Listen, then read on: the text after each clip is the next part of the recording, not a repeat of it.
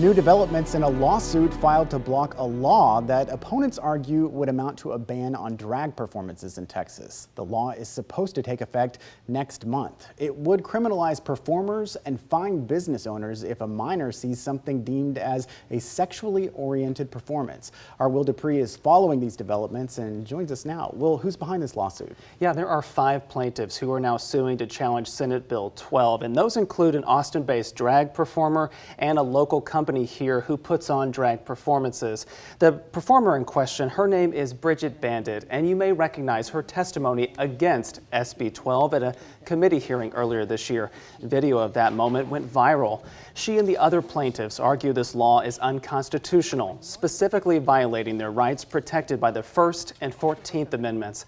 They also claim the law puts their safety, artwork, and ability to earn a living at risk. The ACLU of Texas is part of this legal pushback, and one of that organization's attorneys told us the way the law is written could open up legal consequences for more than just drag performers.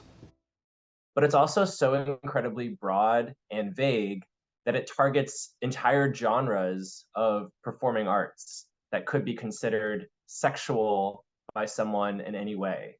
So it could impact Broadway musicals, it could impact karaoke nights at restaurants. It could really impact any kinds of performance or visual presentation. Under the law, businesses could be fined $10,000 for a violation. Performers could face fines and up to a year in jail. The group who filed the lawsuit is suing the interim Texas Attorney General, along with the Travis County Attorney. Delia Garza released a statement to us, writing, quote, "We appreciate the ACLU's efforts to bring some clarity to a law that has constitutional concerns and will be difficult to enforce." Well, what are supporters of the new law saying about the legal challenge? On Thursday, we heard from Republican State Senator Brian Hughes, and he wrote in a statement sharing his reaction to news of this lawsuit, and he wrote, quote, "Surely we can agree that children should be protected from sexually explicit performances. Senate Bill 12 provides that protection, and I'm confident that this common sense law will be upheld."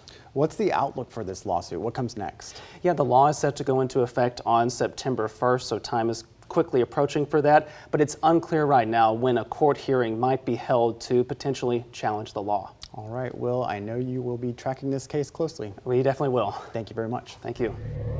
Ken Paxton appears in court for a long-delayed criminal case. If Ken loses, that's a kill shot to his political career, so it opens the door for resolution, and it's not open right now. But that was just one part of the ongoing legal saga for the suspended Attorney General. We look closer at new developments in his upcoming impeachment trial.